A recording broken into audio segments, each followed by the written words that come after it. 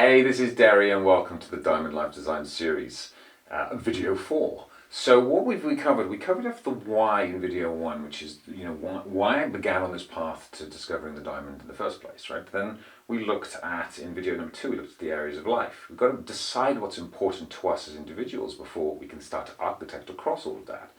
And then we looked at the vision, took Global Adventurers Grand Slam and looked at adventure as the context of one vision, but we need to then amplify that across all areas of life, which takes a little bit of work, but it's worth it, all right? Now, once you have a big vision like that, now make sure we ended up the last video with, well, what we don't want to do is make that vision just remain a vision. We've got to bring it home now, right? We've got to start to implement the vision. Now, this is the next trick. So the next thing I did with the Global Adventurers Grand Slam was, okay, I have this epic vision over a 20-year period. What do I do first? What's the next step? What's the next move? Now, I like planning on different time frames, but one of the key time frames, certainly for breaking vision down, is the year, the 1 year.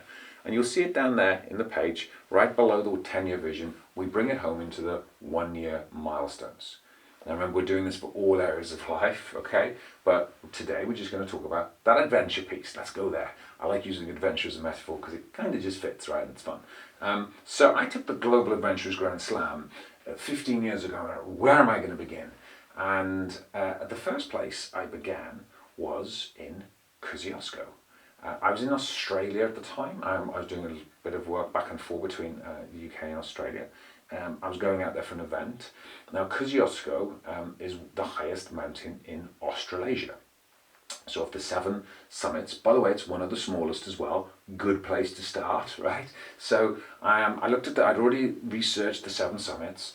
I understood that there was definitely a good path, which begin with the easy one and work your way up to Everest. And I reckon Kosciuszko was definitely a place to start. Now, there's a little, for people who are technical, there's a little bit of controversy about which is the highest mountain in Australasia, but at the point in time, the other mountain wasn't available, right? So let's not go technical. But we began with Kosciuszko. So I had friends in Australia, actually a very good bushwalking partner. I talk about this avidly in my first book, Life's Great Adventure.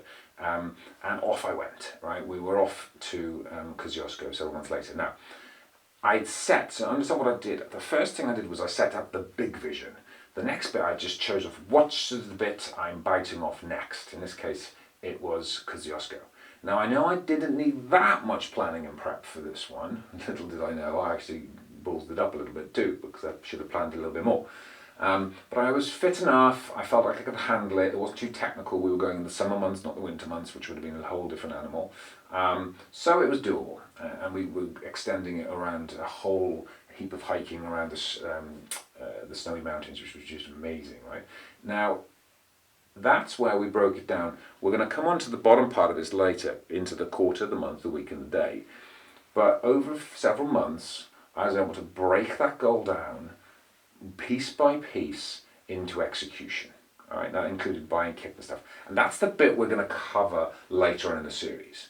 But we've got to get them, do you see, we can get to busyness very quickly if we're not careful. We could get to the execution and be executing and be busy fools executing the wrong thing. But first, if we can set the areas of life that are important and the vision across all those areas of life, and then pick off what are we going to do this year across the areas of life that I have chosen. Now we're going to start to build in real beautiful rhythm and balance. This is where we can architect properly. But now we need to architect across different timelines, quarter, month, week, day. That architecture is what really brings, and where's the balance? This is why I don't believe in a balanced life, right? It's a balance where? A balance in the day, balance in the week, balance in the month, balance in life, generally. We've got to be careful with this word life balance. I think it's bandied around a lot.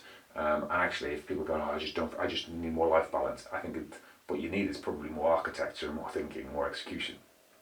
But anyway, the year is the key piece to this. If we can design the year, we can really make a year happen. We've got to be careful with vision, because sometimes vision can be really ethereal and just sit there. But vision is what really excites us and drives us and keeps us focused on the long play, okay? Now don't worry, you don't need to do something epic on all of this, but this is where we begin. So join me in the next video, and I'm going to tell you what comes next.